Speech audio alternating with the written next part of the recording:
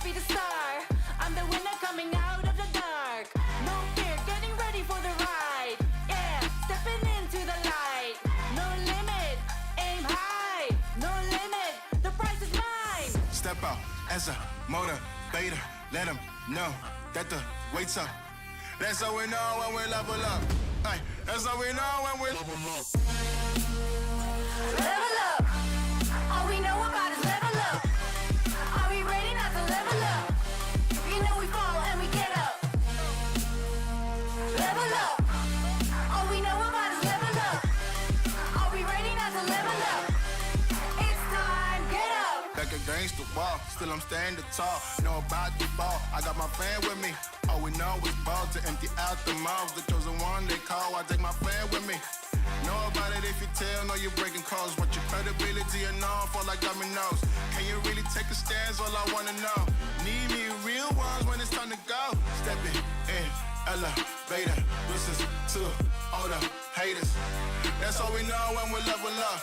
Yeah, that's all we know when we level up. Level up. All we know about is level up. Are we ready not to level up? You know we fall and we get up. Level up. All we know about is level up. Are we ready not to level up? It's time, get up. I found out I'm not alone. 'Cause I'm just like you. There's no failing when we fight. We're not afraid to. Level up. All we know about is level up. Are we ready not to level up? You know we fall and we get up. Level up. All we know about is level up. Are we ready not to level up? It's time, get up.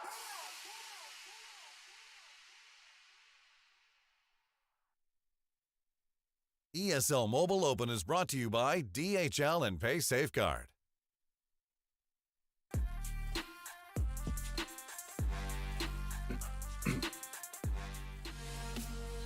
Good evening, ladies and gentlemen, and welcome to the ESL Mobile Open Asphalt 9 Legends Show.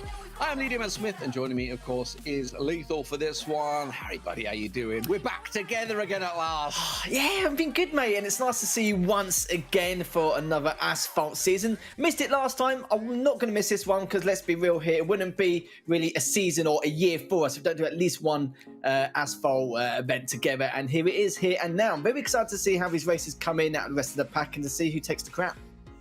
Well, let's have a look. Let's look what we got today. It is obviously going to be the both Android and iOS. Let's check out the brackets. For the Android, of course, Jägermeister up against Fur My Friend, a repeat of the third place match back in the spring. And Sven up against RPM Onio down in the second bracket. Of course, they're the two semi-finals. We will go through to a best of 5 final, if I'm not mistaken. Fab right. up against RPM Kenshim. Apologies, I'm just going to carry play it on iOS. And Nilo up against Ronin. Now, as far as I'm told, Ronin is actually RPM Alex. So we were wondering, weren't we, Lethal? Where's Alex? Where's Alex? Well, now we know. Yeah, because it made no sense. We know that iOS is a very strong in terms of like the players they have in that kind of side of things. But yeah, like Alex is probably one of the most consistent players in Asphalt. Yes, she hasn't won many titles, but the amount of top 2s, top 3s he's had, he is well overdue for a victory at some stage. And see Nido versus Alex, of course, that is Alex, like you rightly said. But what a way to kick things off for iOS. Absolutely. You're looking fantastic. No doubt about it. If I could get my words out, it would be wonderful. We are going to be starting things off over on the Android. So we'll go straight into the semi-finals back-to-back for the Android. And we'll go into the iOS semi-finals and so on and so forth. We'll guide you through the day. If you've just joined us, welcome. I know some of you latecomers may have just about got here. I can tell you the semi-final tracks to start, which will be the first race, will be Jägermeister up against Fur My Friend. We'll be on New York, the city that never sleeps, of course. Osaka, which will be Naniwa Tour, and then over to Rome for the Eternal City. So that will be the first set of tracks. Anything we want to throw in there? Obviously, we know about Jägermeister. I got to speak to him last spring as well when he ended up in third place there, and he was talking about how busy he was, hadn't had as much time to maybe challenge the likes of Onio in there because of simply the fact he just didn't get enough time to practice. Practice makes perfect, doesn't it? Yeah, you're right.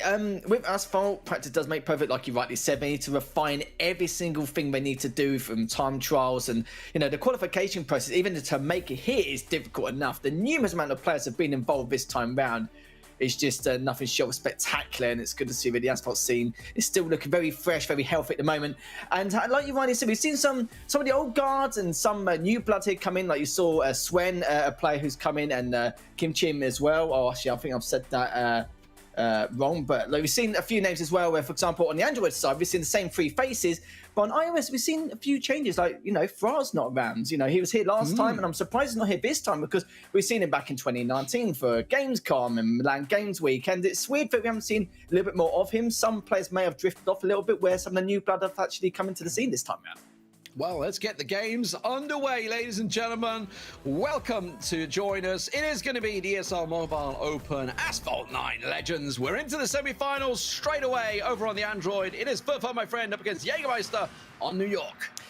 Like you rightly said, though, Jägermeister was the one who came out on top in that third place playoff last season. Let's see if he can hopefully continue to trend this time, and especially if he wants to try and make it into the final. But so far, so good for Furfo, my friend, just using that double nitro to make it round these corners. Of course, the single on double nitro is more, not for the speed or durability, but the fact that it's just much better handling overall. But this is literally so tight, neck and neck here, as Furfo, my friends, had a little bit of a scuffle with crashes already, and this is not what's to kick things off in this series. Yeah, and people in chat just asking, isn't it single player? Well, yes, you can hold up in single player, yes, but multiplayer is where it's at, racing side by side. And yes, you can crash your opponent out, and that's kind of what happened there. Jägermeister just, using all the track, and if I'm not mistaken, this was the track we used for the finals, the 2020 finals. I'm pretty sure this is the exact same layout. I'm just looking at it. Obviously, there are multiple layouts of the track, but over into lap 2 we go. And absolutely, yes, it is. And Jägermeister, as you can see, but often with this, Lethal, is when you do get such a big lead, you're kind of not going to give it up. But Furfo's doing a good job of catching. He really is. Any problem for him is the fact that when you lose that 2 or 3 seconds of time from one of these crashes, it's very tough to even... The only thing you can do really is maybe do a couple barrel rolls, which you saw just then Furfo, my friends, managed to do, but couldn't really get away with it. And it's the only way, just to add a little bit more nitro to your collection to maintain it in order to get a bit more perfect nitros, or maybe even a shockwave, depending on the circumstances. It really is tough, and I've very rarely seen that happen. Like, maybe, okay, yes, you're fair enough, they'll catch up a little bit from the additional risks they need to take, but it's extremely rare to be able to catch up with your opponent, especially at the same skill tier. Yeah, Solid makes a very good point. The car does look indeed awesome. And I have been told a number of times by, obviously, a lot of the drivers that the Bugatti, yes, it is a fantastic car, but it is tough on the corners, and we saw that a couple of times, obviously riding a little too hard.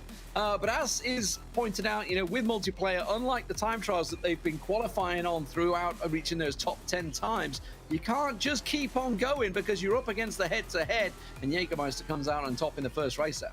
I was trying to think of the best way to explain it from a multiplayer perspective with Asphalt. I kind of feel like if your opponent has the lead, it doesn't matter how mechanically gifted you can be in order to try and overtake him. There's something which just pushes you back. It's so difficult to try and comprehend the amount of risks you need to take to even try. Like, even back in the Asphalt 5 or 6 days, I thought it was really tough, like very difficult in order to try and overtake your opponent. You're rolling back the years there, mate. I know. But nowadays, it's a lot easier. It's a lot better this time round. Yeah, that was like, what, 11 years ago now? But yeah, but compared to nowadays, it is a little bit easier. But again, those risks or those elements of gameplay you need to create in order to be able to overtake your opponent is so tough. But at the same time, if you are in front but only a few microseconds, you've got to be careful in case your opponent does land on you, depending on how much boost you have to try and get away after the landing. But we'll see what happens now, as both of them are already drifting across on the second turn, and you can see the shockwave. But it looks like Jägermeister has a slight lead, but both of them just neck and neck.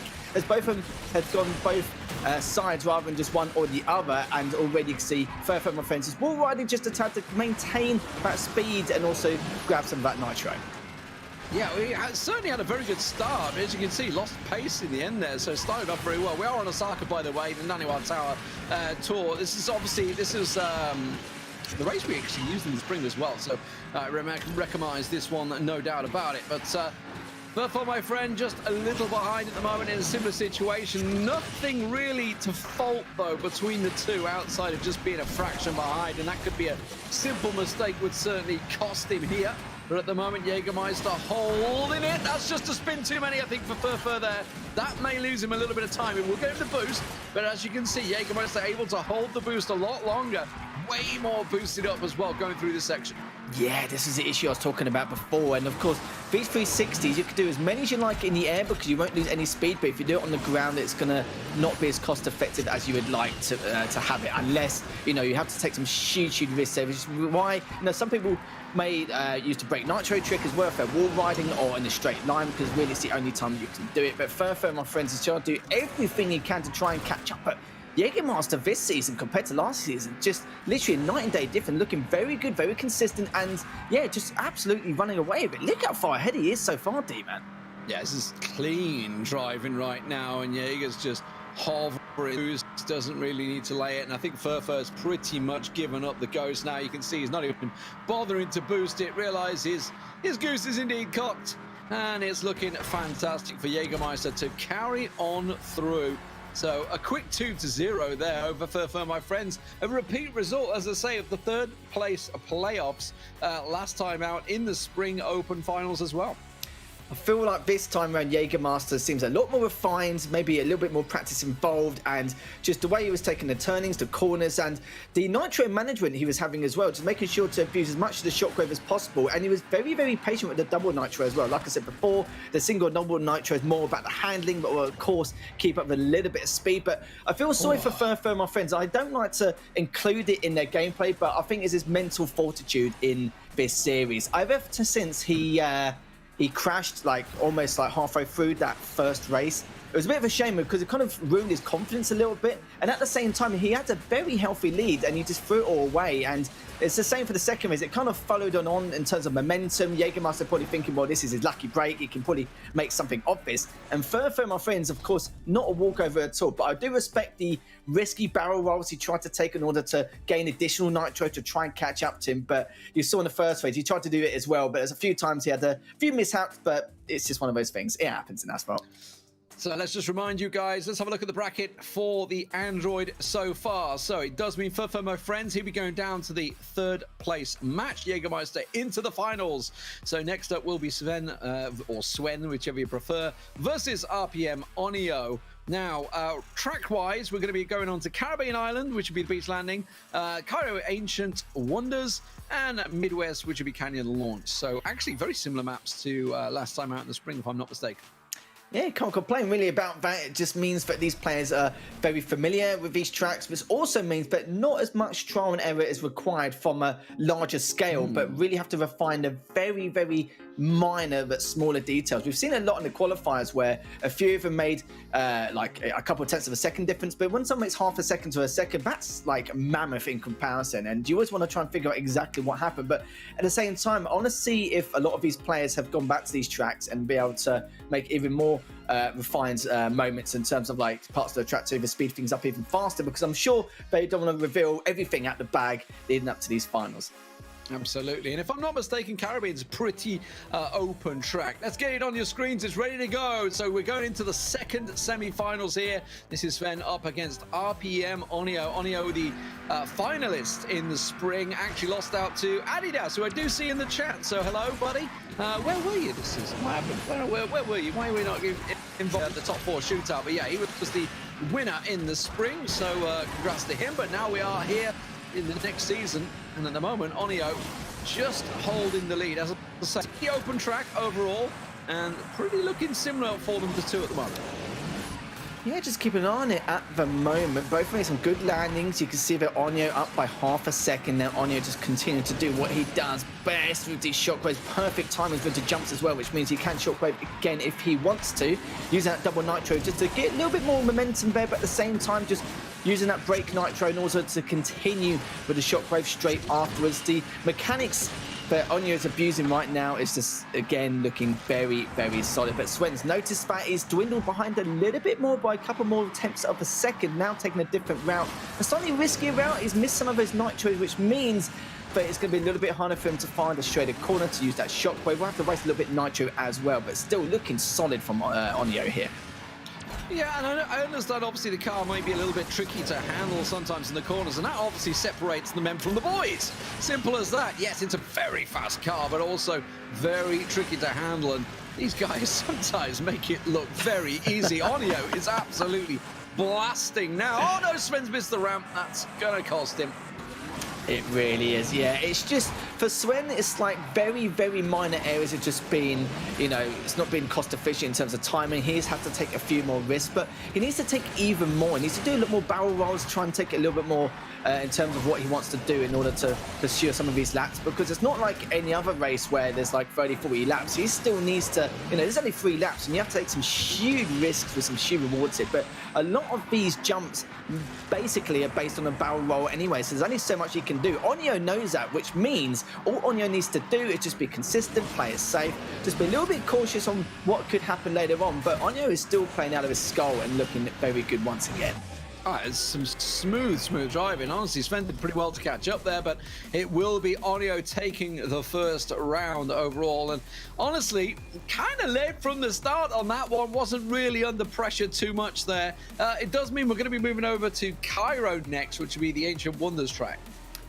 Yeah, I think what was Sven, like about 3 seconds behind? That was a huge margin, considering he didn't really create any major faults in his gameplay. Just Onyo just, rather than playing it safe, just making sure he just extends his lead. And the good thing is that if it does come to it where he does crash by accident, he should be slightly ahead. But in terms of acceleration, when he actually lands once, or sorry, respawns once again, then yeah, it might cause a few issues. But so far for Sven, needs to try and step up his game just a tad here, because it looks like that Onyo could come out with a 2-0 victory here, depending on what changes that Sven has to make. But hopefully for his sake, that wasn't his best course overall, as we're going straight into the second race of the series to find if Onyo can finish this up or Sven can show some life here. Tight start, no doubt about it. Choosing different routes as well, which is very interesting. So Onyo going onto the right-hand side will come out behind Sven. Let's see if he's got the boost to try and keep with him, because Sven's got himself the lead here. Goes for the audacious 360. Gets away with it. Does manage to ride the barrier, and that's given Onyo a chance to try and sneak underneath. It is very tight. Oh, One goes no! left. Oh, Sven wipes out, and that surely will be giving it to Onyo.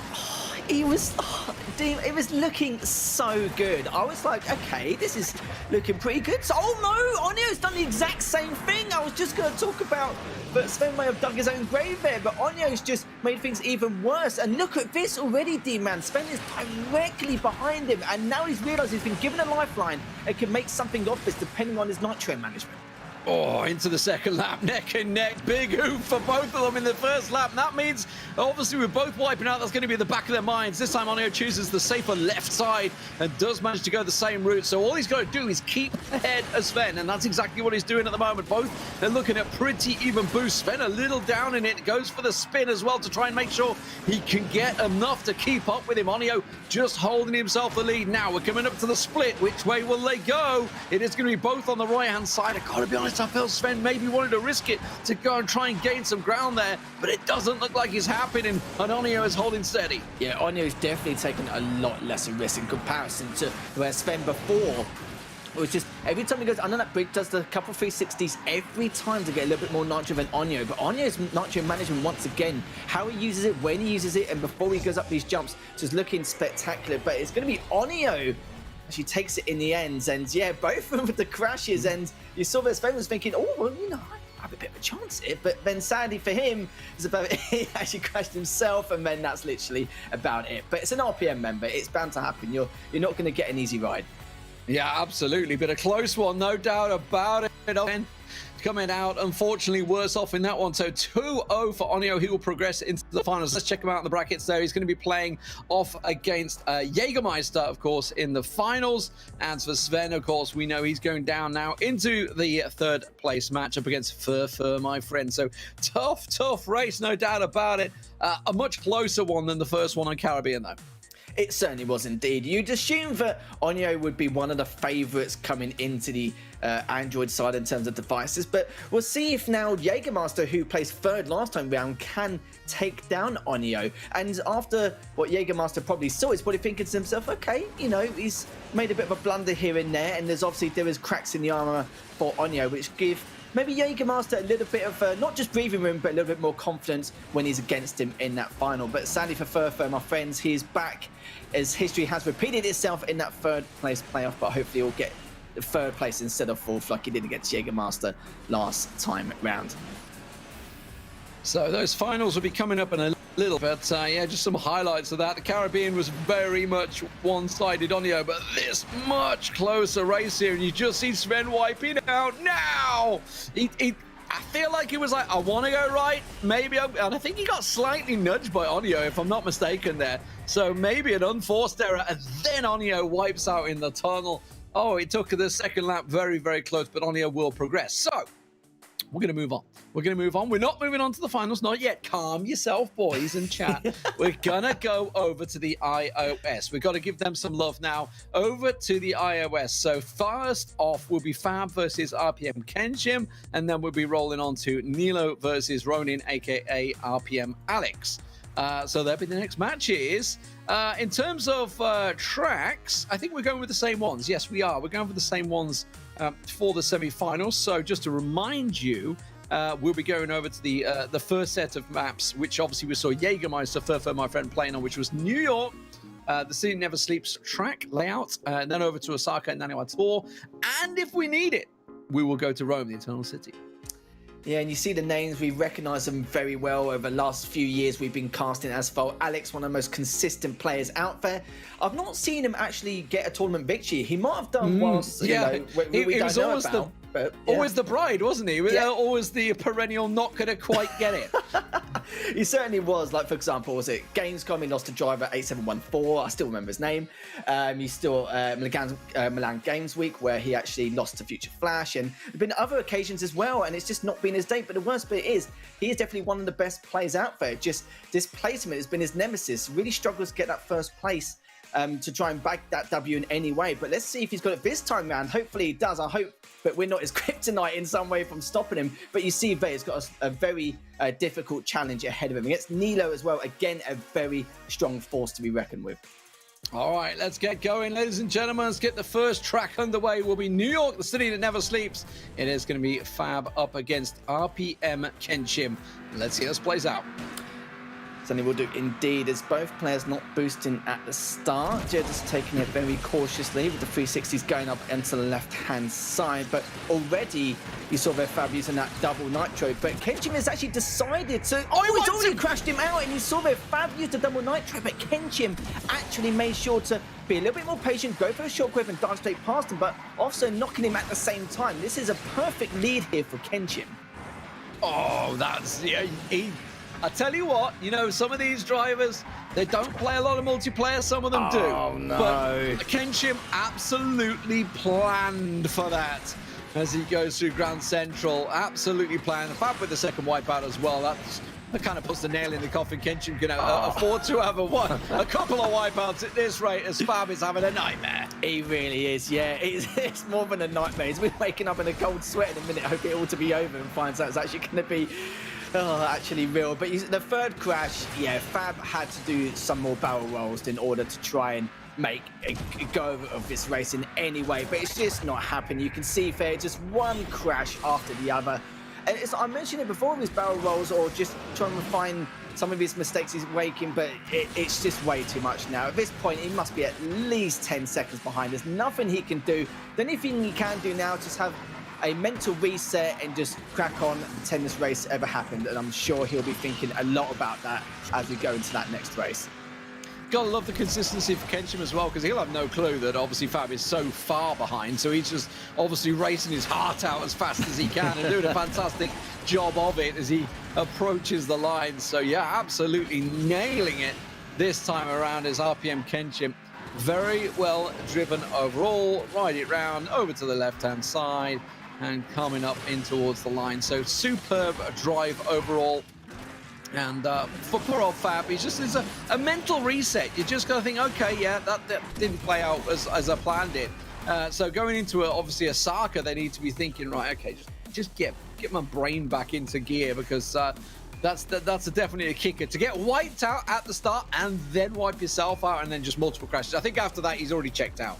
Yeah, I think it would happen with anyone who competes in Asphalt. They just know that one crash, it's pretty much very unlikely that you're gonna be able to take it. And if it's 2 crashes, that's it. Like, you know, you're pretty much done and dusted. Just get ready for the next race and get your preparation sorted, knowing that, you know, whether it happened is fine. And just play the race out just to keep yourself warm, because of course a tournament setting is completely different to, you know, a scrim or, you know, being at a LAN environment for practicing, or, you know, even time trials itself. So it's good to make sure just to keep that mental fortitude ready, like you already said, a mental reset. And I hope he has done for this race, because this is going to be his last chance.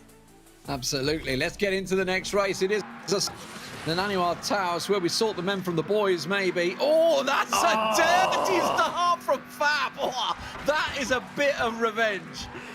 Oh, that was dirty. He's a dirty player indeed. But then again, Kenshim had a little bit more of a strategical value at the start of the last race. He purposely saved the shockwave and was more patient, so he can crash him out and dive straight past him. So both of them can be a little bit dirty in terms of the tricks of the trade we like to plan out earlier on. But Fab just wanted to get out of the way as soon as possible, getting that 1 or 2 second lead. But Kenshim is hot on his tail with that double nitro, and now just being a little bit more cautious, getting more barrel rolls than actually Fab does, which means that Kenshim could easily catch him up here. Yeah, he is absolutely blasting right now. Catches that boost as well, which Fab missed. And that's going to give him a way bit more now as he just lines up. Just pick his moment as well, because we saw, you know, they've kind of wiped each other out almost. You can't really count it as a wipe up for Kenshim, but he did kind of put him in the car. And he goes for it, but it backfires. And in the 360. Oh, no, Fab's got it as well. What is going on? The worst bit was the first crash by Kenshim. Okay, he tried to provoke it, but the problem was Fab was inches above him, which means he's the one who's going to end up crashing, having to sacrifice the 2 or 3 seconds, and Fab just crashed anyway, so it didn't really matter. Both of them neck and neck towards this final straight at some stage, but I do love the tricks that Kenja's making, shockwave him, and then use the great nitro trick to go around some of these corners to use that double nitro for better handling. And again, So this tight. is so close. Oh, but Fab's lost out a little bit here, and if Kenshim takes it, he will go through to the finals.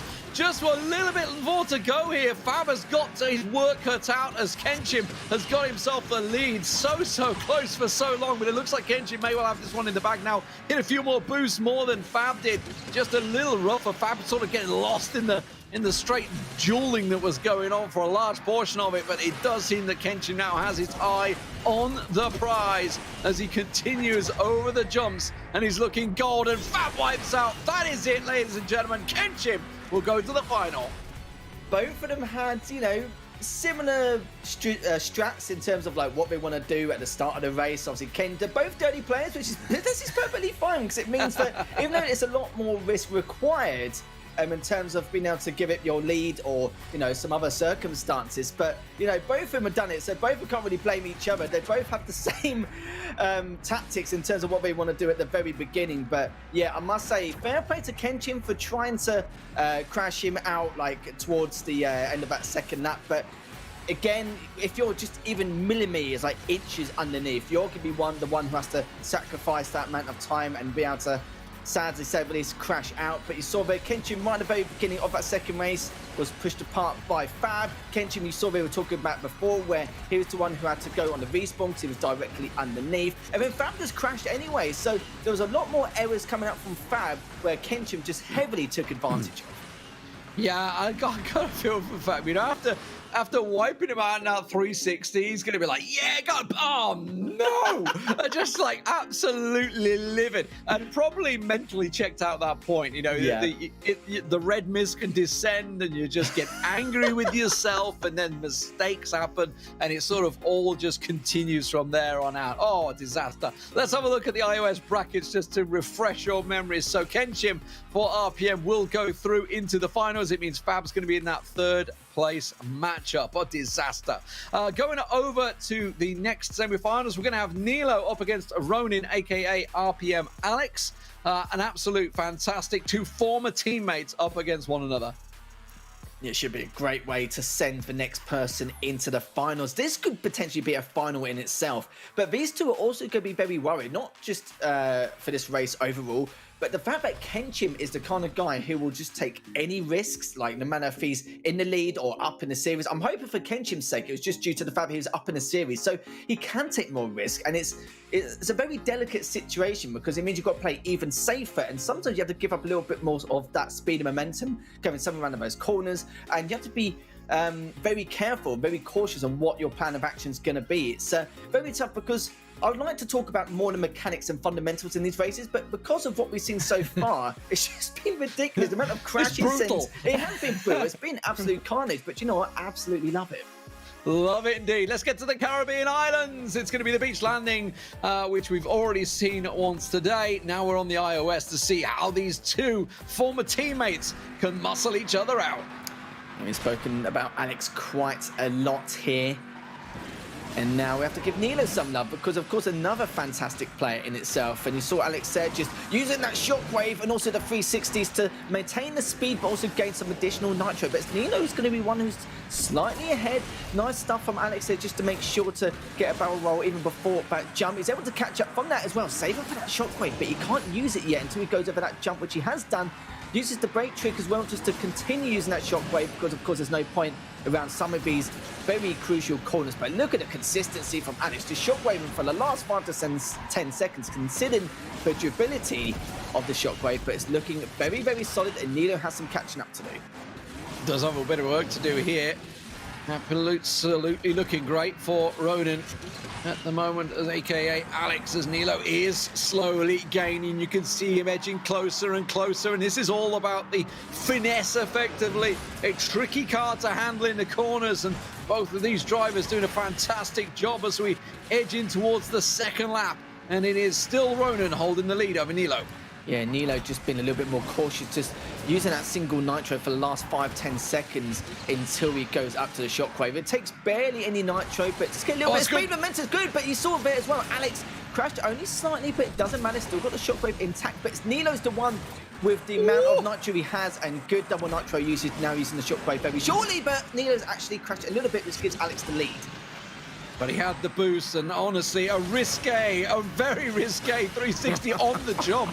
Absolutely ballsy stuff from Nilo to get away with this, but Ronin once again retaking that lead. These drivers, there's not a lot separating them, that's for sure. Clean racing as well between the two. I've got to point that out, as they both are hitting about every jump they can, catching the walls as well, just running it perfectly. That's again smooth. Nilo gained a lot of time here last time out, and he's doing just that. Goes on the inside line, and a very different run. Ronin's running a little wide, it looks to me. I think Nilo may well just pass him, and he does. Just gets ahead as we hit the line, and Nilo will take it over Ronin in a very, very tight race. I love that as well. You saw there that Nilo was very patient once again, saving that shockwave for the next jump. And of course, once he goes over, I've noticed that Nilo landed a lot cleaner in comparison to what you see from Alex in doing that. And I think Nilo realized that on one of the first laps, where he saw that he was catching up ever so slightly on that bend every time. Noticed the pattern and thought, well, this is his last chance. He needs to go over that jump and, of course, use the shockwaves to get more duration. And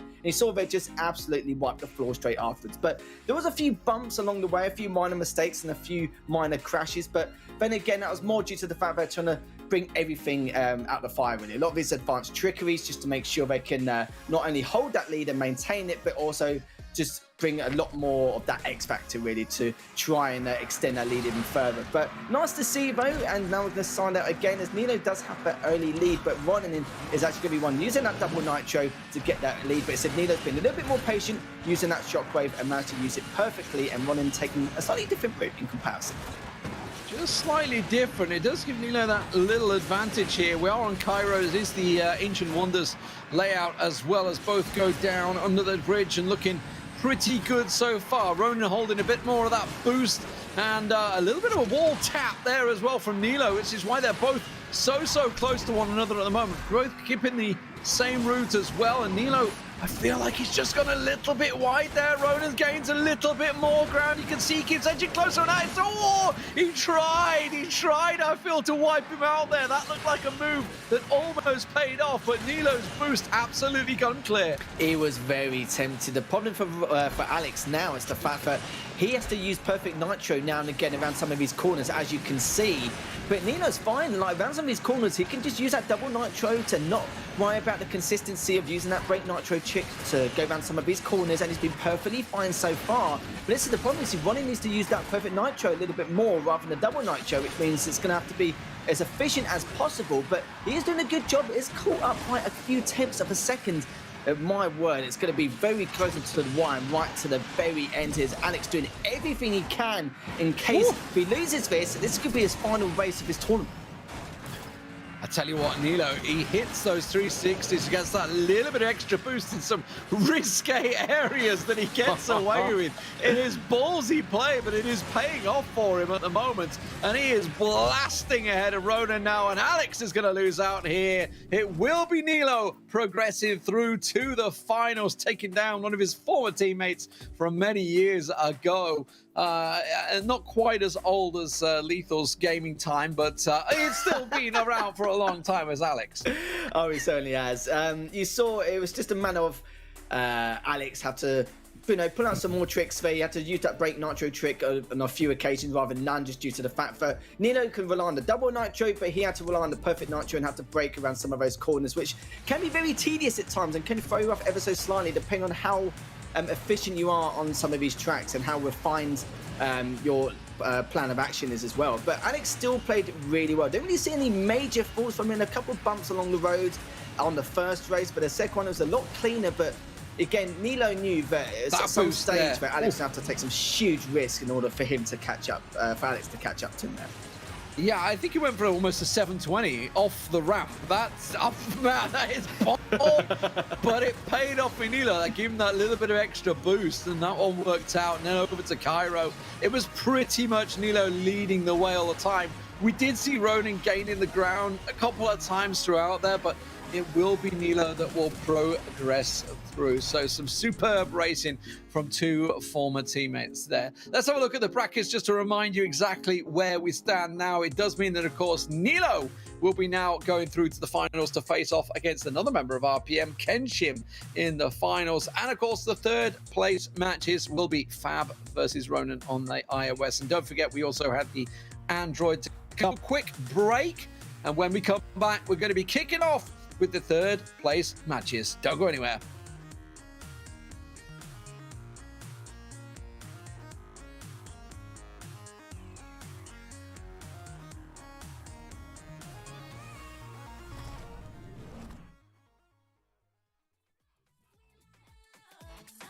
We light up.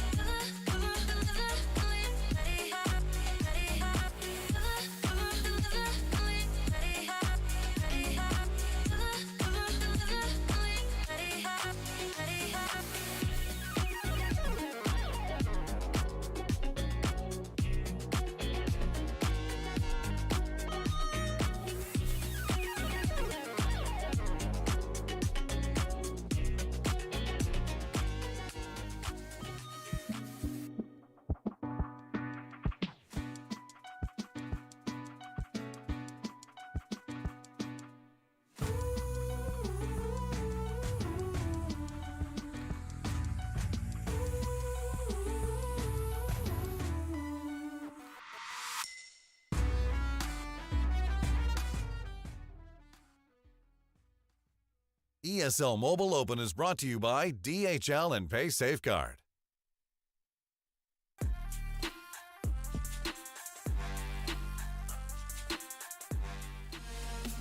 Welcome back, ladies and gentlemen. We are back, and it is time for the third place playoffs. Before we hit the finals, let's have a quick look at the brackets, Lethal, to just see exactly where we stand after all those semi-finals have played out. Starting out, of course, over on the Android.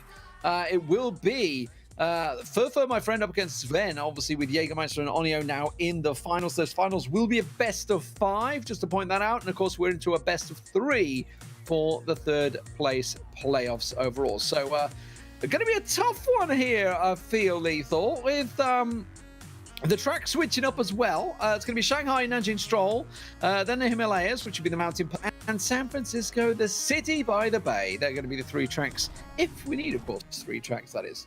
I still can't believe some of the races we've witnessed so far. It's been a blessing for us, really, just witnessing all this chaos, but it's not something you'd normally see. I kind of feel like some of these players who are maybe, not that it's massively confident in themselves, but maybe if they know that they're playing maybe a little bit better than them from what they've seen from time trials or the times they've had in the past in some of these tracks, they're more than welcome to take a few more risks, which really puts you, if you feel like the better player in that matchup, on edge. And we've seen a lot of elements of that across the board, like especially in that matchup earlier on, I can't remember, it's the 3rd or 4th race. It was just ridiculous, both of them with a lot of dirty tricks, but that's Asphalt for you, like in a nutshell with multiplayer. There are some races where they will play it very clean because they rely on their fundamentals and mechanics.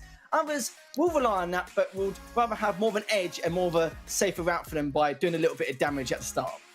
Yeah, you're referring to Kenjim and Fab that battled earlier on the iOS. Let's get the game underway, though. This is the 3rd place match for Android. It is ready to go. Furfur, my friend, up against Sven. We'll see how this one plays out. It is Sven getting himself an early start because Furfur had to, of course, move across for the jump.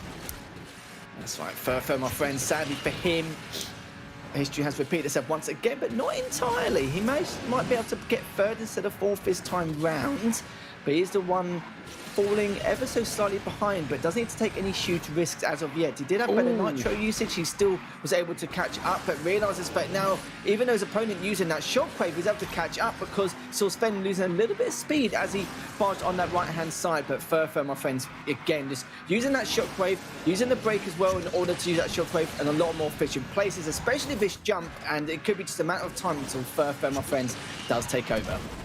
Yeah, this is pretty tight between the two there. Furfur just getting that little extra boost. You can see just a wee bit more than Sven at the moment. We'll see whether he manages to pay off for him. He's just trying to bide his time and really look for the moment. At the moment, he's pretty much neck and neck. Can he slam him? It gets past him. I think he was trying to go for a cheeky slam there. Wasn't quite enough, but either way, he does manage to get past Sven. Yeah, Furfur, my friends, has literally had better nitro management, and you can see that Sven is getting a little bit, flustered because you can hear that he's directly behind him. He's just knows that he needs to just keep himself sane for the remainder of this race because it's very easy to get baited to use some of that nitro early on when you do not need to. It's all about that mental fortitude and that restraint there and discipline But Furfur, my friends, I said it before, the way he's playing in this race, it looked like it was just a matter of time with Swen delaying the inevitable. But we have seen a lot of signs of life from Swen in this last series in the semi-final. But after missing that barrel roll from Swen, it looks like that he's going to fall even further behind, not gaining that additional nitro. And now Furfur, my friends, should be able to take this race. Yeah, this is looking pretty good for him here, and that's going to be Furfur going over the line. So fantastic stuff for him. Just to answer your question in chat, Elite Joe is over in the Americas, I believe. So this is the European side of things, which is where we're getting the drivers here. So I would assume Elite Joe would have qualified. The 2020 winner certainly did very well over there. But to keep the game relevant, that was Furfur, my friend, pretty much taking it there. Swen led for the first lap for the majority of it, but then just one small error cost him. A lot of perfect nitro and shockwave brake tricks that you saw from Furfur, just making sure that to just keep his opponent off guard and knowing that at some stage he will slip up in some way. But this is the problem, you see. You get, depending on what the track it is, you can just double nitro most of the spots and then just rely on the fact that you've got the lead and you have to worry too much about what you need to do in order to try and extend it. But you saw that Furfur did everything he could. He did it all perfectly, didn't make really any mistakes at all, only very, very few minor ones, but it didn't really conclude to any kind of catastrophic time loss towards the end there. So very good stuff there from Furfur, but Swen, though, he knows how consistent he's been so far and needs to take a few minutes of caution, but he should still be able to make it on the track with Fur managing to use that shockwave at the beginning, and now he's got a nice little early lead. Yeah, it's so risky. You want to take as little a jump as possible, and generally you want to bend it in, but I tell you what, Furfur, I think, was stretching the limits of that one there as he got collected a little bit by Swen on the way. Of course, Swen wasn't able to get the bend on there, so Furfur absolutely riding high right now. This is counting poles, in case you missed it. Where we are, one of the tracks we had throughout the qualifiers as well. We saw this a couple of times, certainly through spring as well, but a fantastic circuit for these guys, very technical at times. And like what Swen did as well 2 jumps ago, using the double nitro up the jump, and then just before he lands, he brakes in order to get that extra nitro before he lands and then use that shockwave. But now, though, you can see that, yeah, he's caught out massively, and Furfur is probably going to be a little bit skeptical of what he needs to do, because now he's going on to the next lap. He's still got to go around the whole track again, and he's going to be worried as to whether he can keep up with his consistency. But I love that from Furfur, just making sure to clip off the side of that ramp to get that barrel roll, get extra nitro, still using the double nitro for the better handling across these corners. But Swen's doing equally as a good job, but it's just a matter of if he can catch up, as he's had some better nitro management towards the halfway point in this race. Yeah, Swen realizing he needs to do what he can, starting to go for the spins a little bit to try and just get as much boost as he can, trying to run it down. The problem is, you know, you've got to use it in the exact right position. Once again, trying to get that boost, knows he's going to get more of it. Goes again, but another boost, tries to come very close and just edges in front of Furfur. That was just about all he could do, though, to try and stay ahead. Is it enough, though? Because he didn't get the ride off the wall, which is what Furfur got. That's going to bring him closer as he can approach the line here. Sven holding the point, holding what he can, boosting where he can. Furfur has all the boost, but it's going to be too late. Sven will get himself a race. We're tied up at last, Lethal, and what a move from Sven. Yeah, I was worried going to this next race. I thought, okay, I kind of feel like mechanically Furfur looks a lot better, but Swen did basically the polar opposite and made sure that he was the one, not only was just more consistent, but just better nitro management once again. I'm not sure what happened with Furfur, because what cost him was he missed that second to last jump, or missed that last jump. I don't know if maybe he did that on purpose, assuming that he didn't want to take any more risks, and maybe he's got a long enough lead, but I'm certain that he must have heard him, Sven behind him, and of course missing that last jump has actually cost him that race. So we're now all tied up here, and Sven's going to be, you know, pretty good right now. A lot more confidence, a lot more momentum in his favour, and Furfur needs to try and stop that as early as possible in this last race. So, on to San Francisco we go. It is the city by the bay, the track layout. And Swen now got to be feeling pretty good after that one. Goes for a very early 360 and almost puts Furfur in the barrier. Doesn't work out though, as Furfur holds the lead. Yeah, as I said before, with the 360s mid-air, you don't really lose any speed. It's only when you 360 on the ground, and Furfur took that risk early on, and it's actually paid off massively as he's double nitro going around the corner, is braked, and now he's actually get that shockwave going up this next jump, and Furfur doing a great job increasing his lead, consistently using that double nitro to get around some of his corners. Has to shockwave again for this next jump. Barrel rolls over, and look at that. Sven crashes on out, and surely it could be done here already. Yeah, that looked like it was coming from a long way back as well. You could see he was trying to go for the risks. Ordinarily, actually, we see people tend to wipe out on the bridge there. That's where we generally see the wipeouts. Now, we do have a little lap to go, so it's not all over yet, but Sven wiping out is definitely going to cost him here, and he's got to hope that Furfa makes a mistake.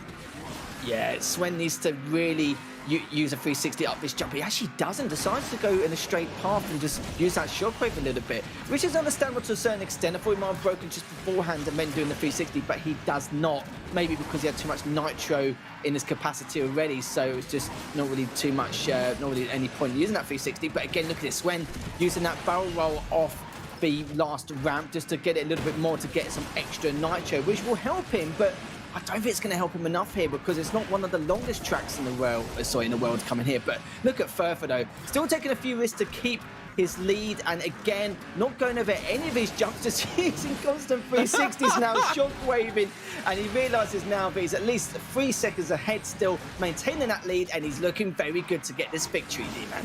Yeah, and just sitting on that boost tonight, sure, he finishes it. There we go. It is Furfa, my friend, in the end, wrapping it up. That was all.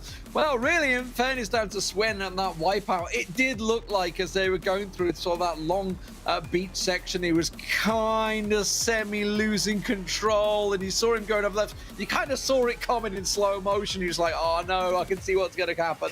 And Sven, after a great comeback in fairness on the second track, does unfortunately lose out. So it will be Furfa, my friend, winning out in the third place matchup there. That is, of course, the over on the Android bracket. So congrats to him. Let's have a look at that bracket as well in a moment. We've got the highlights from this. And this is across all the tracks, of course. Furfa started off strong, though. This was a cut for him on it was Shanghai, wasn't it? Yes, it was, yeah. And for Sven as well, you know, commiserations to him.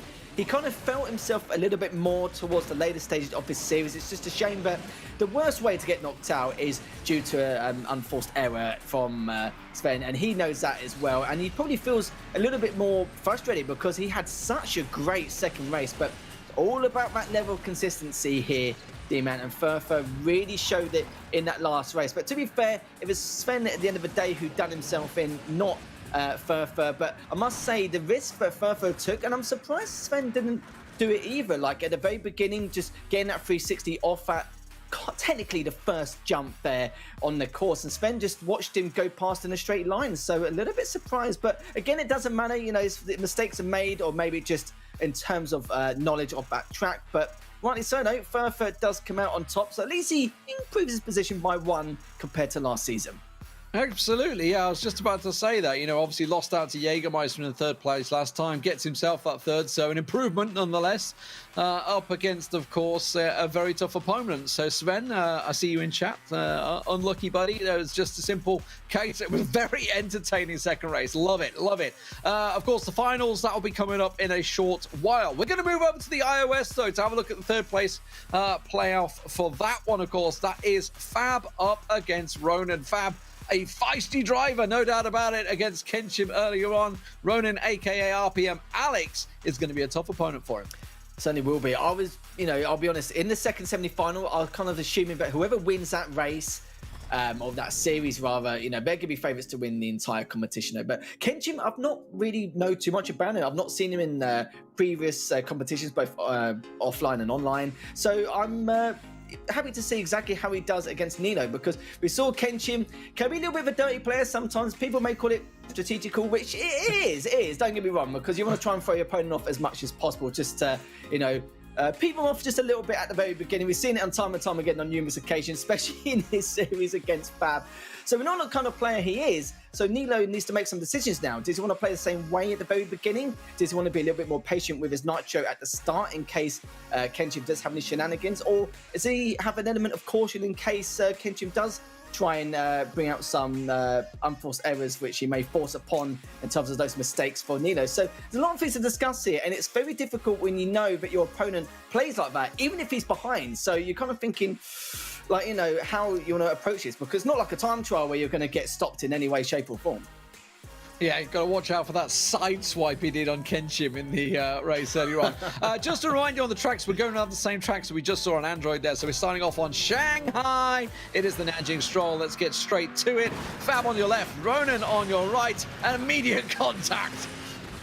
Oh, dearie me, already. And I'm not really too surprised here because Fab is very similar to Kenshim in terms of his, what kind of plays he wants to make early on, because having a lead in Asphalt is literally it's hard to describe, but at the same time it's very difficult to retain it because the amount of risks involved, and this is the issue here. Like, not only your opponent has to play cautiously, but very cautious in terms of what he wants to do going to the later stages of some of these races. But Alex looking very good using that shockwave, just breaking just a tad in order to use a shockwave over his next jump, just getting that element of consistency across the board, because he doesn't want to use it on too many choke points as it's going to take too many risks. Even using that 360, which will slow him down a tad, but also gaining that shockwave a little bit faster.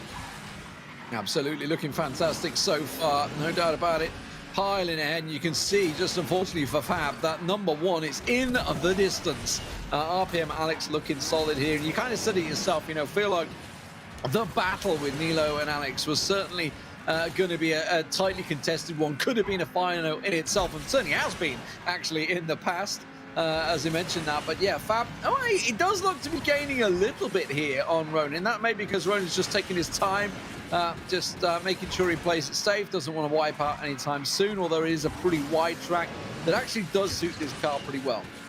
It certainly does indeed. In terms of handling, it can be very difficult, which is why you see a few bumps in the road from some of these players. But in terms of the control, they make this vehicle look like it's just any other vehicle. The control and the mechanism they're using to make sure it's stable as possible, no matter what obstacles they've got around them, or sometimes the advanced tricks they use.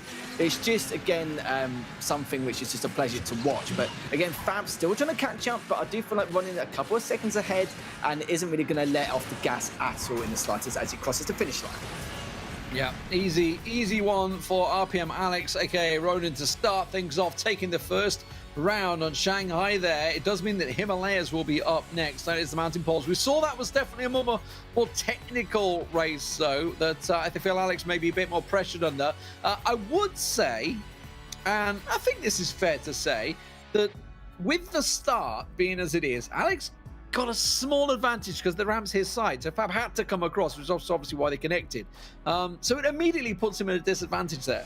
Yeah, there is a few tracks like that where if you've got a better position, then it's going to cause a little bit of trouble for you. For example, if you've got like a ramp at the very start of one of these tracks and you spawn on the inside of it, then the question is going to be, is your opponent going to smash you into the wall straight away and using that double nitro at the start? Or is he actually going to let you go with him at the jump? It's so many questions to ask, but the thing is though, the very start of the game can dictate the pace of how things will pan out right at the very end. And it's a annoying situation sometimes, so it's just a matter if you want to, give up some of that speed and then just carry on the race as normal, or it depends on the circumstances, really, depending on which track it is. But Himalayas, I'm sure we're not going to see anything like, jumping onto the rails or anything like that to gain some extra speeds. That's something you would normally see in time trials if you're going to be extremely risky. But now Alex has already got that lead, and Fab, is it going to be feeling too good right now? This is his last chance to try and bag that third place.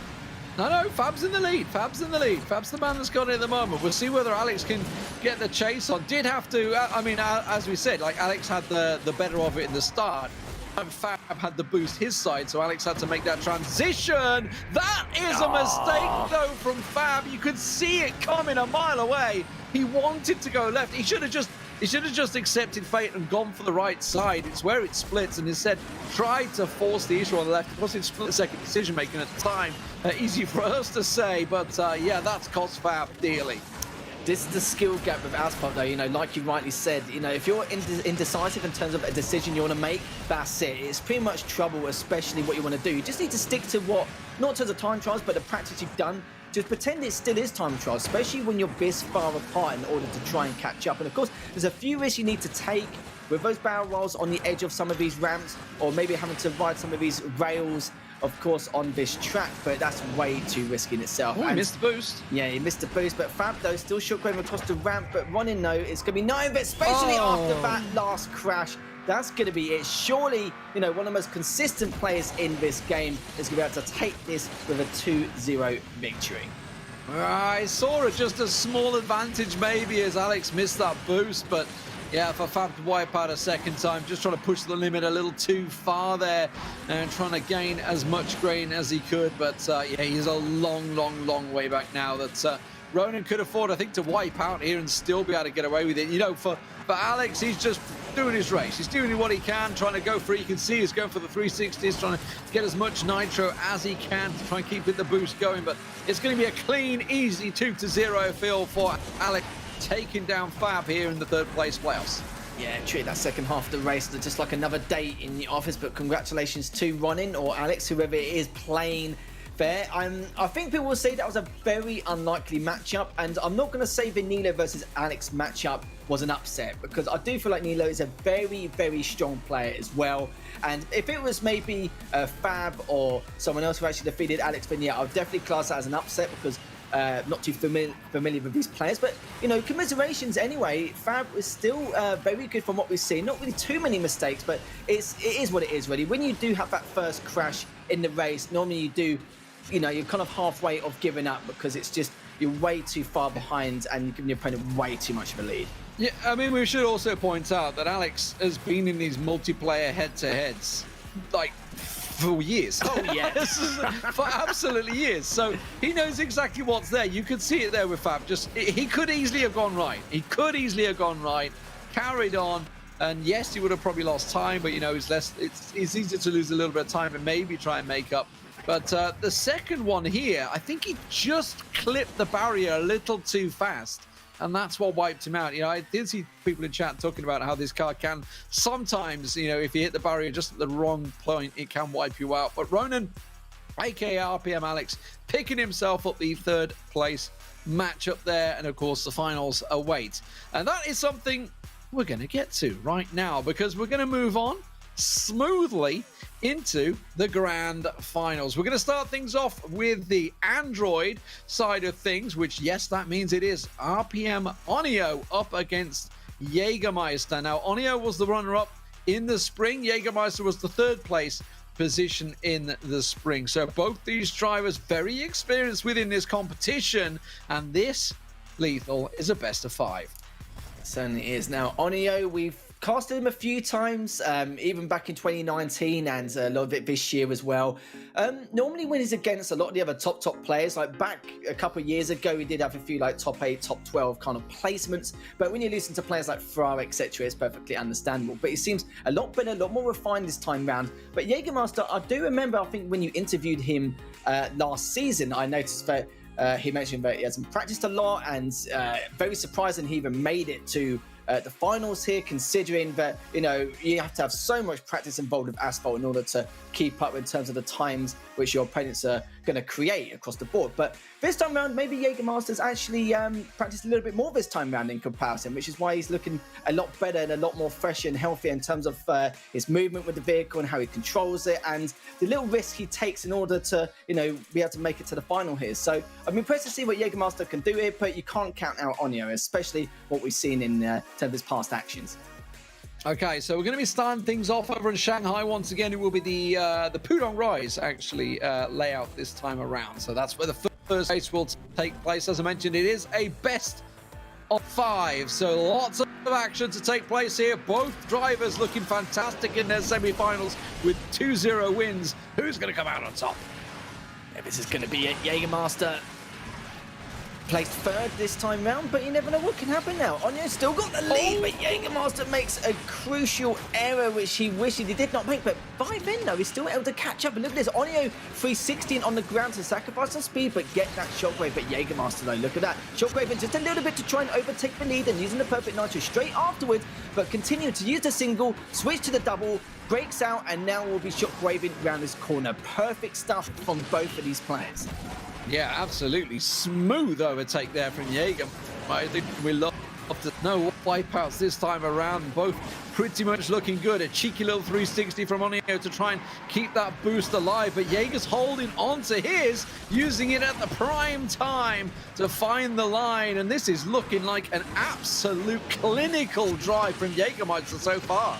It certainly is. Both these players looking very good, maintaining that nitro, using it at the best times possible. But look at the difference in it. Onio's actually gone around with the double 360, triple even now to try and catch up, which he has done, which is beautiful. He's got a lot more nitro. And look at the nitro difference so far. As Onio's going to use that shockwave to try and overtake him, but using the double nitro first, and then he's going to use the shockwave later on round this corner to try and overtake him. But still, though, Jägermeister better nitro management so far. Even though Onio actually gained a little bit at the start of this last lap, but not too sure what Onio can do here. Just try and wiggle just a little bit, or maybe break nitro around some of these corners to use that shockwave, which he has done. But Jägermeister's done the exact same thing. Definitely gained time, though. Look how much closer Onio is. Has he got the time to try and catch up? He knows he's up against it here. Goes for the spin, but I think he's running out of time. Jägermeister holds it. Ooh, that was tight. That was so tight to clip in the wall for Jägermeister. My word, that was millimeters, but I think it may well be enough. Over the line he goes, and Jägermeister will take the first race. Yeah, this is what we expected from a final as well, especially on the Android side. And both of them played it perfectly in terms of using that perfect nitro around some of these corners for the double nitro, for the handling, and using the shockwave to try and overtake each other. But the only little bit, I was a little bit worried for Jägermeister and the start of that second race, where when Onio did the triple 360, and of course you saw there that Jägermeister didn't, I was like, okay, he's going to gain a huge amount of nitro in comparison, and what will he'll be able to do. But this is the problem we see. It's very, very difficult to overtake the leader on Asphalt, no matter what you do. You have to really make some outrageous plays in order to try and overtake. But you kind of feel like Jägermeister did it with ease at one stage, where he used to break nitro to use the shockwave, and he actually shortcoded only for like a second or two to get that momentum in terms of speed, overtake him, and then just broke instantly to then continue with the shockwave straight afterwards over the next jump. Just really great mechanics from both the players so far. And this is only the first race. And that tight rail right as well. Don't forget about that for you. You nearly wiped out there and then. Let's get across to the second race. That is going to be the Caribbean Islands Paradise Resort. And it's going to be a tough old start this time around. It is Onio again that gets himself an early lead as they get things going. A tricky track, no doubt about it. A 360 spin for Jägermeister as he gets in the lead now, as he do manage to go for the boost. Onio just choosing not to go for that ramp kind of cost him a little. Yeah, he decided to prioritise the inside lane, which is interesting, but even though it's done him a few favours, you saw Jägermeister had a little bit more shockwave towards the end of that last bit. So now Onio still directly behind him, has slightly more nitro, and is going to be crashing into that water shockwave straight afterwards. It's still on his tail, and Jägermeister, he's just hoping that he can keep this consistency going forward. Now wall riding to maintain that speed, but also to shockwave off back straight afterwards. But it looks like Onio will perfect nitro into the double straight up that next jump. A little bit of a slip up. It's actually cost him 100 kilometers an hour in that last part. Yeah, very wobbly. Oh, I could see it coming a mile away. You just think he's never going to be able to recover from this one. And Onio with the crash. That will cost him. And I don't think Jägermeister's going to make any mistakes. He chose not to go for the right-hand side, whether he just suspects that they maybe had that lead now. Oh, and it's all gone wrong for Onio. Realizes, obviously, once you're so far behind, you've got to make some sort of unforced errors and just go for it. But this is Jägermeister setting himself for probably a 2-0 start for Jägermeister. That is a big lead. A perfect match point, just 2 races in.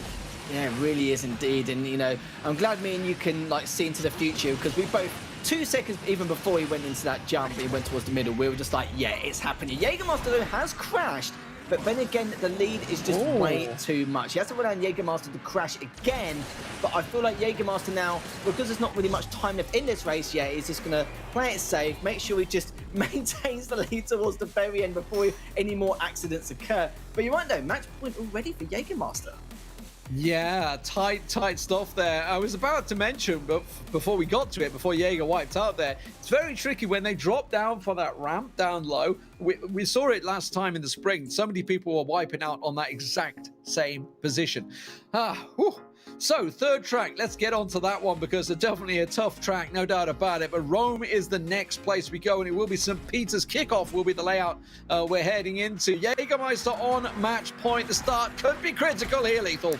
Certainly will be indeed already. Onio using that shockwave a little bit early, want to try and get the lead, but they're crashing and bashing left and right. But it looks like Onyo is going to be one with the early lead, but risking that 360 just to gain that shockwave. And the problem with that's the fact that Jägermeister could see that as an opportunity to use that shockwave a little bit earlier to put him off guard, but it looks like it did not happen. So again, Jägermeister just falling behind a little bit, gets a little bit more durability with that shockwave towards that last jump directly behind him. Using the shockwave again, perfect timing down that narrow edge of the track. Will be going up above, and again you saw a little bit better barrel roll for Jägermeister in comparison to Onyo, but Onyo doing a great job maintaining this lead, because like you said here, D-Man, this is quite a difficult track in comparison to what we previously seen. Both these players are fantastic to watch. That's a mistake from Jägermeister. A big, big mistake. And you can see Onyo disappearing into the distance. But let's not beat around the bush. This is a tricky track for both of these drivers. Down low goes Onyo as he manages himself through the tunnels and up and over the bridge, and he's keeping himself a pretty steady lead right now. He just needs to try and play it as safe as he can. A little bit of wall ride in there does bounce him, and if my eyes don't mistake me, Jägermeister is catching. He certainly is, but it really takes a lot of skill and a lot of nitro management and a huge amount of risks to take up, or to risk rather, in order to try and catch up from 3 seconds. But that bump from Jägermeister could cost him even more. And like you said here, D-Man, did a great job catching up by about half a second to a second, but that bump earlier on has cost him once again probably at least a second, and it could be the curtain call now for Jägermeister in this race. But Onyo has actually crashed, so this is Jägermeister's chance to try and catch up. He's passed him. He's actually passed him in the jump, and oh my God. Could have got himself a bite back here, but Jägermeister looks like it hasn't. Jägermeister wipes out as well. Onyo's going to go blasting through, and Onyo now back in the lead. What is happening in this race? Neither driver wants to win it, it seems, as they both have crashes. And oh my God, the nerves must be playing dividends right now. You can see on Jägermeister's screen that Onyo is just ahead of him, but there is the finish line. Onyo will get one back. It's 2-1. Jesus, I don't know how to express that. That was an absolute mad last lap. And you can see Jägermeister was looking very good at one stage. And then you saw obviously the crash and that 1 second bump alongside the road halfway through that last lap. That's when I was like, okay, that's going to be it pretty much. But yeah, you're right though. They are panicking quite a lot in these desperate situations. I'm not sure Jägermeister realized he passed Onyo, because he passed him as Onyo wiped. So I'm not too sure. So from Jägermeister's point of view, he may have just been thinking, I need to go for it, I need to go for it, I need to catch him. I can't see him yet. Where is he? And then it was like literally wiped sort of almost a second later. Probably just realized, like, I think I passed him. Oh no.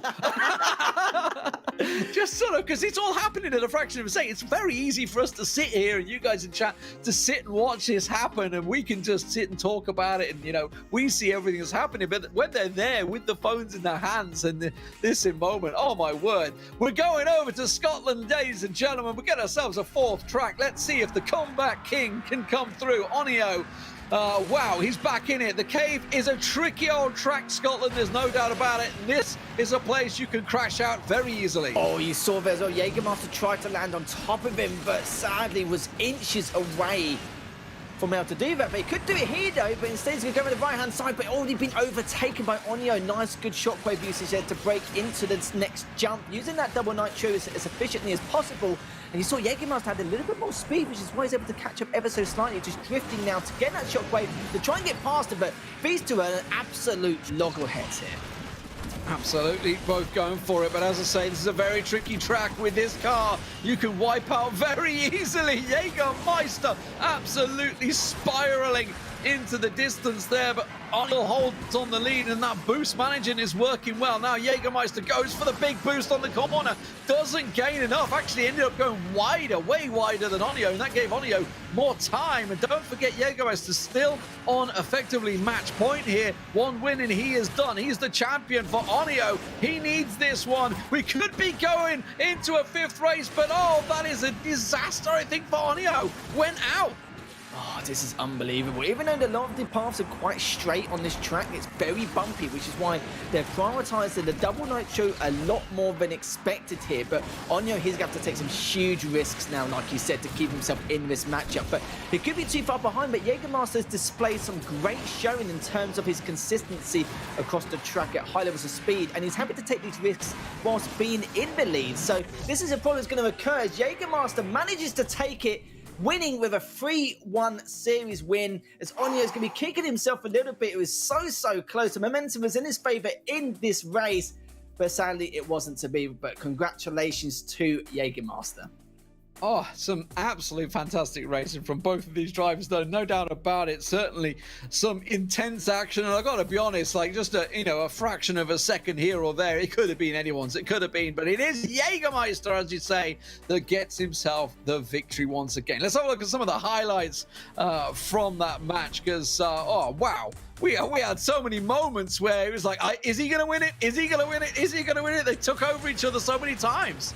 Yeah, it's just a great display of skill once again, just doing everything they can. And this vehicle is not easy to control in the slightest, but they're making it look like they've driven this car like for the last 20 years or so. It's just been ridiculous. And some of the risks they've taken were fantastic, and even then though, it's very difficult once there's this vehicle. But this track you're watching now is definitely one of the most difficult in this tournament, and the way they were racing that first lap was nothing short of spectacular. But in the last portion of that race, especially on the last lap, it's very difficult. But once again, in this last race, you saw the double nitro used quite a lot, especially on these bumpier portions of the track, and not too many risks were involved. But it's a shame for Onyo, but great display of skill once again from all these players, and I'm not surprised we've seen Jägermeister, Furfur, my friends, and Onyo, the same three players from last season, back on this season in Android, and Sven, commiserations to him in that third place playoff. Yeah, and I gotta be honest, I think I just caught a glimpse of it there. I think Onyo just boosted just before the jump, and it basically put him into the tree on the left-hand side. Got absolutely done, because I feel like we may well have had a fifth race either way. Oh, what a fantastic race. So, let's try and get a word with the driver himself. Jägermeister hopefully is out there, and hopefully we can get a word with him. The new winner, third place in spring, and now gets himself the championship. Let's have a listen from Jägermeister. So, I am joined by the winner of the Android Asphalt 9 Legends. It is Jägermeister, who's gone one step further this time around, was the third place last time out. But let's talk about the semi-finals first. You came up against a very tough opposition, and someone that you've been racing against for the whole year. Furfur, my friend, you took him out 2-0. Basically, I was expecting very tough races against Furfur, since I know when I was playing back in the spring years, so he was very tough opponent to play against, and it actually made me pay close attention to what he actually does and how could I actually win against him. I'll try to my best, likewise in this ESL, but unfortunately, Furfur was very unlucky with this car, and basically, Furfur played very well, but that's actually what happened, sadly. Yeah, it happens. You got to take the look as you get it. So let's talk about the final. Obviously, you came up against RPM Onyo, who has been in and around the Android scene for a very long time, and was runner-up in the spring. So how did you feel, obviously, coming up against him, and how did you feel the race went for you? I didn't know how to play really against Onyo, since we didn't really get to play against each other back in spring as well.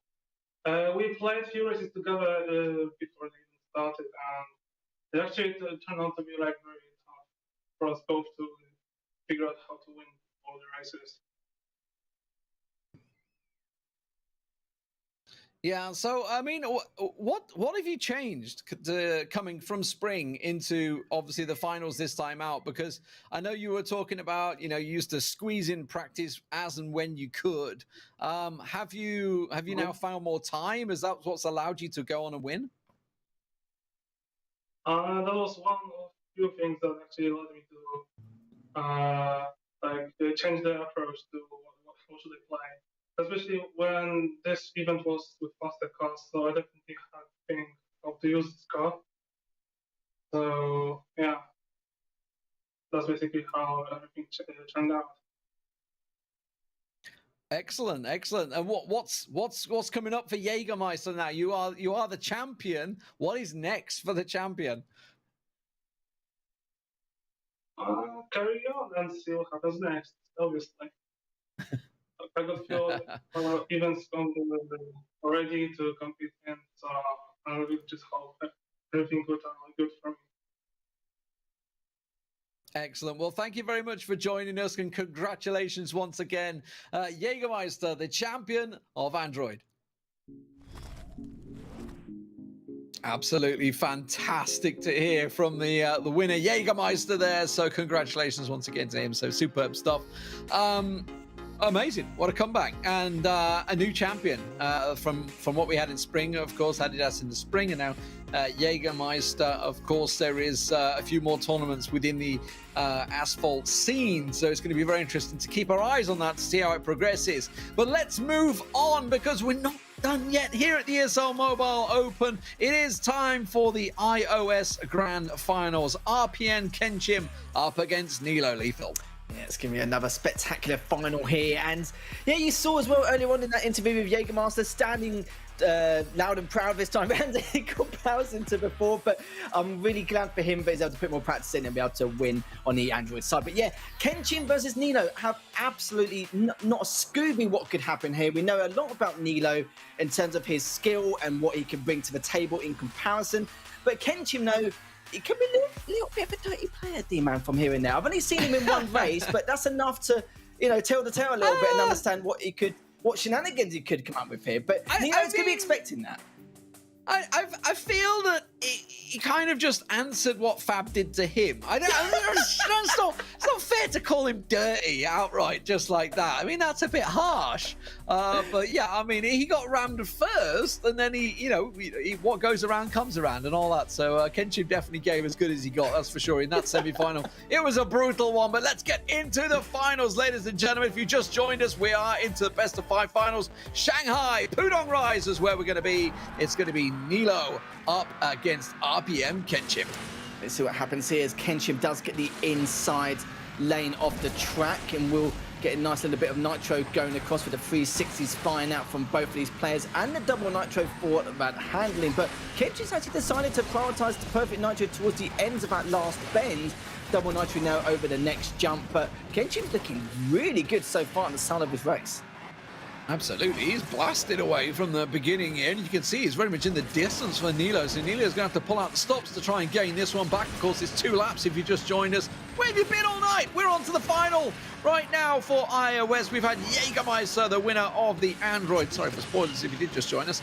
But right there is going to be how it played out. But now it's all about whether Nilo can gain ground, because Kenchim is not putting a foot wrong. Hopefully no cast to curse as he hits a car in the tunnel. Oh, and that's brought Nilo right back into it. I'm saying nothing after that last escapade there, but Kenchim still has the lead, which shows how much time he was ahead in comparison to Nilo. And Kenchim could do it again, but how much pressure is on his shoulders now, knowing that his opponent is directly behind him, hasn't got as much nitro as me. Nilo could overtake him here with the perfect nitro going up his next jump, using that double nitro for the better handling to stay on course and stay on that part of the track. But Nilo, though, is not letting off at all. He's realised he's been given a lifeline here in the side of the track. Will Shockwave past him potentially if he can get round him, but he's still not able to. Both of them barrel roll off at last jump, but Kenchim actually fails that barrel roll, which means Nilo will get the additional nitro to go past, and it's going to be at least 3 or 4 seconds ahead.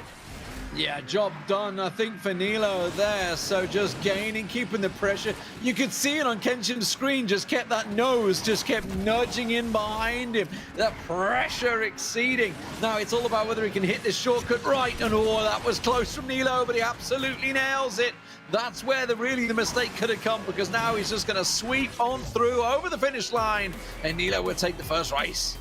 Kenchim looked a lot better in terms of his mechanics, his fundamentals. It was brilliant. Nilo was kind of scratching his head thinking, what on earth happened in the first 30 seconds? It was just better nitro management and the tricks he was doing across the course, and just making sure that Kenchim was trying to, you could say, prioritize the perfect nitro over some of those jumps early on instead of the double nitro, and that's where the risks really paid off to get that 1 to 1.5 second lead, which Nilo was more relying on a double nitro. I was thinking that Kenshin wouldn't take this many risks early on, but actually he did. Kenshin didn't really have a care in the world. He was just like, you know what, I'm just going to fly away and just take all these risks and maintain the lead. And it's a shame though, because it could have been a different story pictured if he didn't make that one major fault in that second lap. But we'll see what happens in this next race. Yeah, it can always be different, obviously, moving from the hot laps effectively and, you know, can risk it as many times as you want because you just, you know, start again. It doesn't happen that way when you're in these tournament competitions. Now, just an edge there. Nilo was expecting a bit of a ram maybe from Kenshin. He just nudged away, but it goes to show, can he do the 30 tricks himself? And he absolutely can. Nilo nudging Kenshin away from the boost, the jump there, and Kenshin missing the second one, but Nilo wipes out. All that shenanigans has backfired. Oh, dearie me, that's just comedy, man, in all fairness from what we've seen so far. Kenshin now with a very healthy lead, and this is his time to maintain it. And he can. Don't take too many risks, don't do too many tricks. Just caution is absolutely vital across some of these jumps. Unless you want to do some of these 360s in the straight and narrow portion of the course, then that's perfectly fine. But this is a long enough lead now, but still is wall riding across these jumps, using his double nitro perfectly. Going up the next one here, still going to barrel roll to make sure he can maintain it, but of course keeping that lead to make Nilo feel that there's absolutely no way to come back in this race. And I'm definitely sure that Nilo's feeling that right now going into the second lap.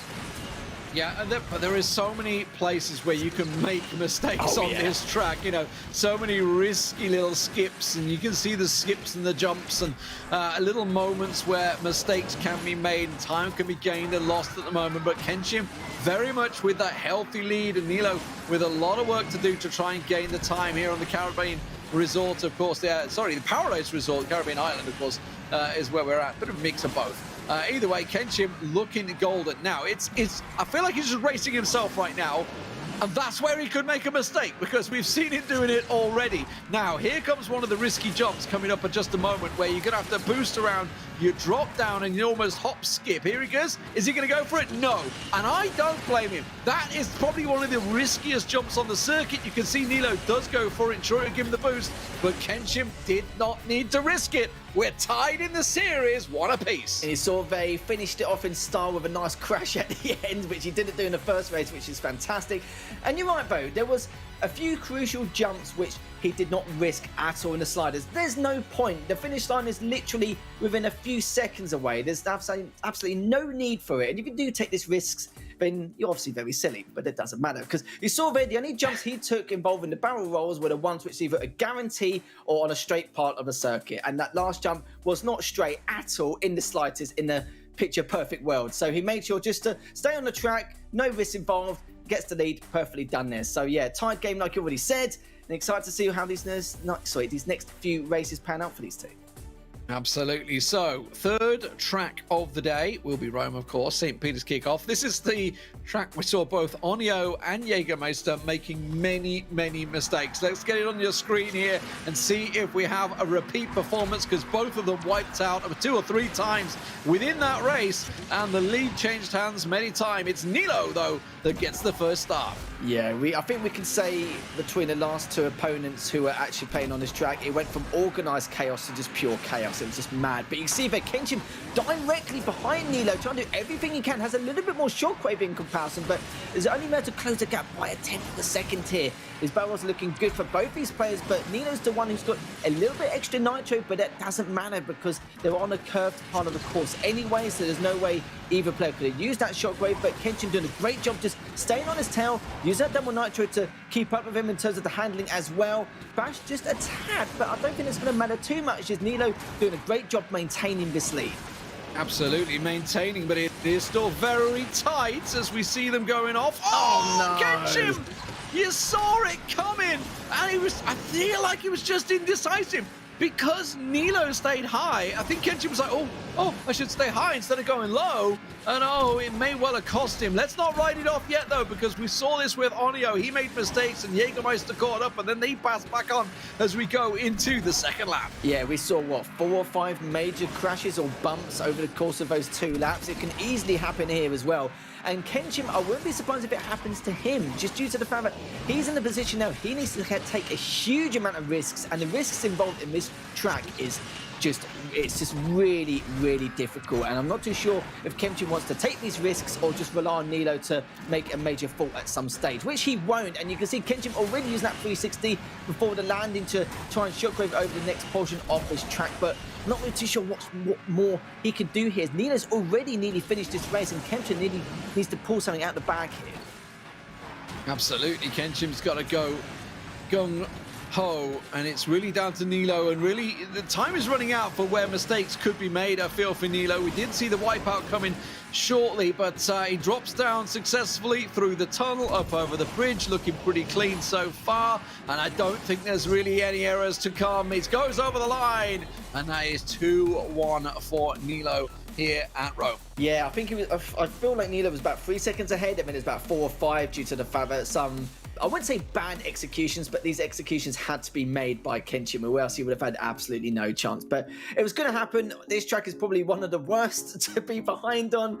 And at the same time, if you do need to play it safe, I think this track's also a lot easier on yourself in order to have a lot more patience, discipline in order to maintain that lead. It's a very difficult track to come back from if you're behind, because you've seen the risks involved. Even when you're, don't even need to try and maintain a lead in some occasions, you're still going to have some bumps along the road. You saw it against the two players earlier on, where there was about 4 or 5 major faults occurring back and forth. But still, though, that was a lot cleaner from both these players. I respect Kemchin for taking those risks, but just didn't work in his favour once again. But still, then that means it's going to be match point now for Nilo. Yeah, much cleaner as well than the Android side of things. But it does mean we're going to Scotland. Let's have a look at this one. The Cave. We know this is a tricky track. There's no doubt about it. Let's get things underway. It will be Nilo, actually, that just slices ahead of Kenshin there and gets himself a chance. But Kenshin was holding that shockwave to try and boost up behind him. Let's see if it pays off. Interesting. So Nilo actually decided to use the double nitro early at the beginning to get an early lead at the start, but Kemchin decided to save the nitro to get the shockwave and maybe plan to overtake him afterwards. It did not work out, and Kemchin now going to fall a little bit behind because of that. Does have the shockwave in his back pocket ready to use. Both of them use it and almost in sync with each other, and both use a shockwave again to get across onto this next portion of the bridge though. But what can Kenshin do here? I kind of feel like with this track he will need to use that double nitro quite a lot on numerous occasions with how bumpy this track can be. And the problem is he's going to have to use perfect nitro instead of the double nitro on some of these occasions across some of the portions of this track in order to close the gap onto Nilo. I'll tell you what, both of them doing pretty much a perfect race. Kenshin actually missing the boost there, getting a little out of control, and that gave Nilo a bit more of a time. He got himself the shockwave ready to go as well. Kenshin now has it, had gained quite a bit of time throughout the lap, but lost it a little bit towards the end of the lap now. And now Kenshin once again gaining that time back just a touch here as they go through the boat section. A risky 360 from the two of them, both pretty much neck and neck and looking like perfect racing so far. Yeah, on this track, when you're behind, you're very limited to try and figure out ways to catch up on your opponent. But Kenshin there, you saw it, tried to risk a barrel roll on that last jump, did not succeed, which means he's going to be a little bit further behind, and it had to be done. He finishes it in the end, and Nilo is going to be the winner here on the iOS side. 3-1 victory. But I don't blame Kenshin. He had to take that risk. He was almost on the final bet. Oh, fantastic stuff. And Nilo gets himself the victory. Some cracking racing, honestly, for both of them. And really not many errors. As we saw from the Android side, there was quite a few errors in the finals this time around. Just as the one error here and there, Nilo was not making mistakes, it seems. No, he wasn't really too bothered. Even though he was like half a second to a second ahead, he was very comfortable how he could maintain that lead. On that last track, it's not easy to come back from. Like I said, there's not really too many risks you can take in order to try and close the gap on your opponent. But on the odd couple of occasions Kenshin had, it just didn't pay off, and he saw that it's getting further and further behind, but that was about it. But you're right though, I kind of feel like on the iOS side, especially in this final, the consistency was a lot better, a lot cleaner racing in comparison. And yeah, it was nice to see a player like Kenshin come out of the woodwork. We know he's an RPM player anyway, but nice to see someone else make it into the finals here for Asphalt. It wasn't his day this time round, but we'll see at some point in one of the future Asphalt tournaments in the competitive scene in the future. Absolutely fantastic stuff. Just to refresh you guys' mind, that is the path to the finals. Ronan, aka RPM Alex, taking the third place over Fab, and Nilo taking first place overall in the finals over RPM Kenshim, who will be the runner-up. So congratulations to Nilo. Fantastic stuff. And of course, you know, we managed to get a word from the champion himself. So Nilo, let's see what he's got to say. So we're joined by the winner of the iOS Asphalt 9 Legends. It is Nilo. You've made it, buddy. I want to say that obviously because you were the runner-up in the spring. But let's rewind. Let's get to it. Let's get back to the semi-finals. And let's talk about Ronin, aka RPM Alex. A quick 2-0 over Alex to start things off. How did that race go for you? I remember the Caribbean race. That race was just hectic. Like, I think we both made errors, but it was just a crazy race. I couldn't really explain what happened. It was just wild. And the second race, I remember I got quite far ahead after open. Yeah. And that one was interesting as well. That race was better because it was less crazy, to be honest. And before I get to the final, like, obviously, you know, as a racer, you must prefer racing multiplayer, right? Because obviously, when we see the qualifiers, it's all just time trials. You just solo. There's no one to compete against other than yourself. Do you prefer that mode, the hot lapping, effectively, or do you prefer actually racing people? I remember, like, when I first started playing this game, I only played multiplayer basically. So I think I prefer multiplayer often more than TLE. Yeah, that's the way to do it. And maybe that's what's helped you out, because here you are, you obviously reached the finals, taking down RPM Kenshim 3-1 overall. Let's talk about the races in general. How do you feel that went for you? Obviously, it went well because you won. but how do you feel it went? Was like anything in there that you felt you could have improved on, or really errors you made? I think because we're driving the Bugatti Diva, and that car has a really, really wide drifting radius, so it was quite hard to control, and I think I made a bit too many errors, and I think Kenshim also made some errors, but I got luckier in the end. Yeah. And overall, is there anything in there that you felt you like, at any point you thought, I've got him, this is easy? Was that like one of the races you just thought this is in the bag? To be honest, I don't think so, because driving the Bugatti Diva is kind of an unstable car, and you can easily get physics, so you kind of just have to stay focused until the end of the race. Yeah. Excellent. Like a true professional, Let's talk about your training regime for this. Obviously, now that you're champion, what is it that you've done to take you that one step further? Because obviously you were runner-up to Adidas in the spring, and now you've obviously come out as the winner this time out. Is there any sort of thing you've changed practice-wise? I think I just played a lot more multiplayer this time, to be honest, and just kind of got to understand the Bugatti Diva as well a lot, and kind of had to predict how that car would work. But yeah, that's about it. Excellent. Well, congratulations. You are our iOS champion. Have you got anything to say to your fans out there? Thanks for watching me. I'll try and upload more consistently on my YouTube channel. Yeah, that's about it. Absolutely. Check out his YouTube channel if you haven't already. Thank you very much, and congratulations. That is Nilo, the champion of iOS. Thanks for having me. Great to hear from him, and yes, do check out his YouTube channel. He promises to upload more. I will. And it is interesting to obviously hear what he has to say. Like you said, you know, the car is tricky. It was down to obviously the drivers. It's definitely a tricky car to handle. Yes, it's fast, but hard in the corners.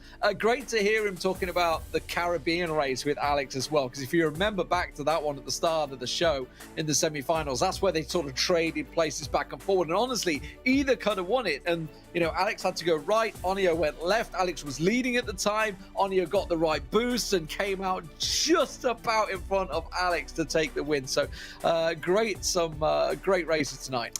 Well, that's the problem with the vehicle, isn't it? It's just the stability of it, but that's what increases the skill gap from the great drivers to the best drivers in the world really coming into this. But yeah, talking about the brackets, you see there, Jägermeister is the player, the racer, the man himself who won on the Android section. I'm very happy for him actually, because sadly he did place third, but then again, at least this time around, he's had to put a little bit more practice in, standing tall and proud, knowing that all that practice paid off. To beat someone in the likes of Onyo is a huge feat in itself. But third, my friends, okay, we see him again in the third place playoff, but he improves his placement by 1 as well.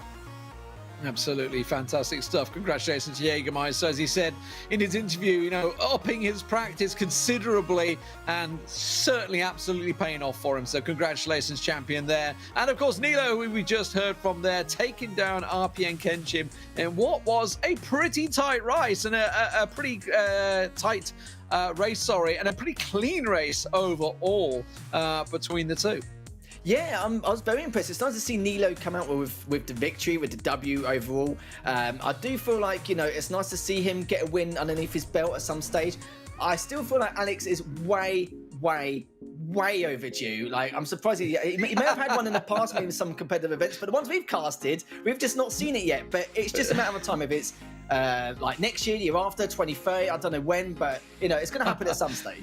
Asphalt 14 down the line is going to be there. I mean, in fairness, I feel like we've covered him since the early World Cyber Games day. But anyway, thank you very much for watching, ladies and gentlemen. Thank you very much to Lethal once again, as always, joining me for the Asphalt fun. Congratulations to our champions. We will see you again next time. Enjoy your night.